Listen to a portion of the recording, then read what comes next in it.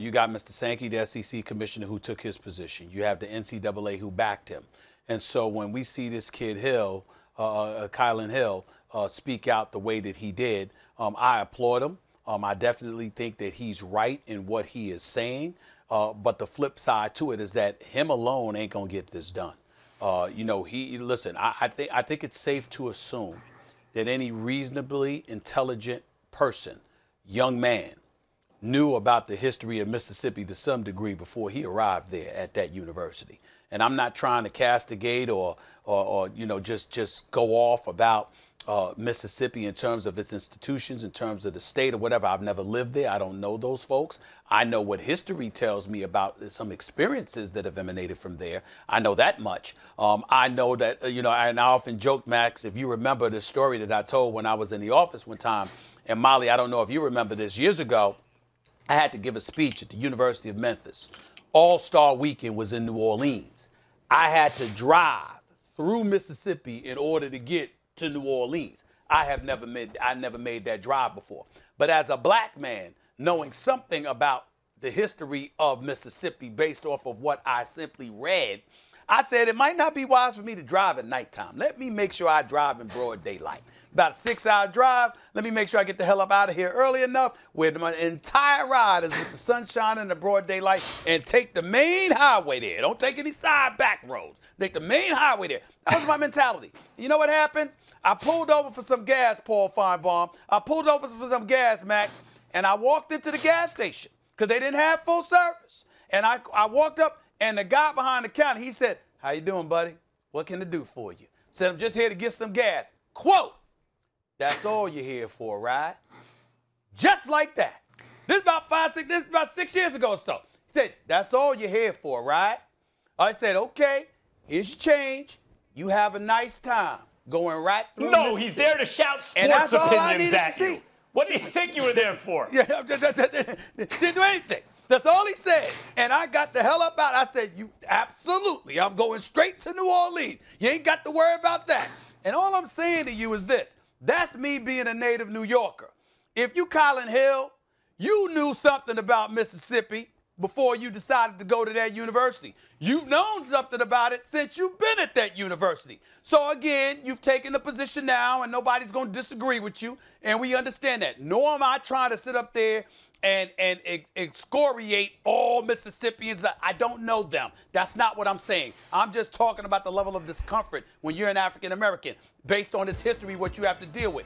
In the end, you get every impression that ain't a damn thing gonna change unless that SEC commissioner and the NCAA get some more support to maintain their position, and they consider it devoid of their best interest monetarily and otherwise. Kylin Hill doing what he did ain't going to be nearly enough. They won't budge one bit unless he has the support and muscle necessary to buffer him. I can assure you of that. It doesn't take Einstein to figure that part out.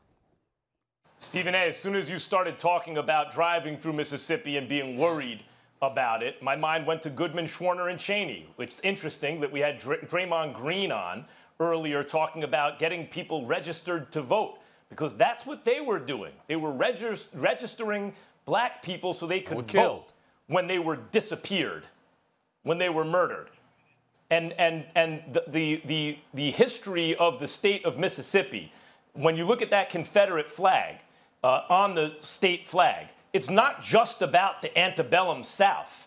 It's about the despicable history rooted in that rotten culture since then. I don't mean all of the culture. I mean the culture as is reflected by the presence of the Confederate flag in their state flag. Well said, Max. Paul, thank you so much for being with. Oh, Paul, go ahead. Who's going to jump in here? Stephen A.?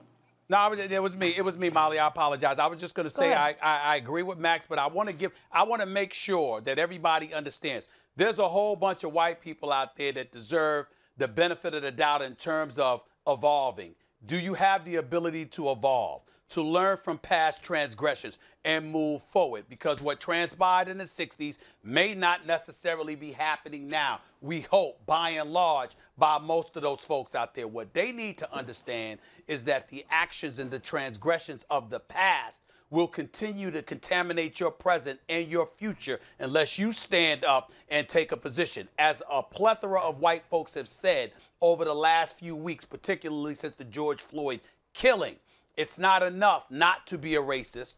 You have to be anti now. You have to be anti these things. Well said. And so as long as you are on that side, you'll be fine. If you are not, it will be assumed that you side with the other side. And that's where there's going to continue to be problems. Yeah, the wrong side of history. Paul, you have a final thought here? No, I agree. I'm a native Southerner, and it pains me as someone who grew up in the South, with New York parents, I might add, that we're still going through this. It's 2020, and it just seems like what Stephen A. said is correct. There are a lot of people that want to offer lip service, send out a statement, send out a tweet. But what this young man did yesterday, to me, is brave. He just didn't say, I'm against it. He said, I'm not playing. And I continue to say and echo what both Max and Stephen A. have said. I hope people like Dak Prescott, who went to that university, other players who have been to both Ole Miss and Mississippi State, but especially the current players. Those are the key players. Those are the players that need to stand behind. This is an outstanding player, by the way. He's one of the best running backs in the SEC. But I also want to see his coach get behind him. Not lip service.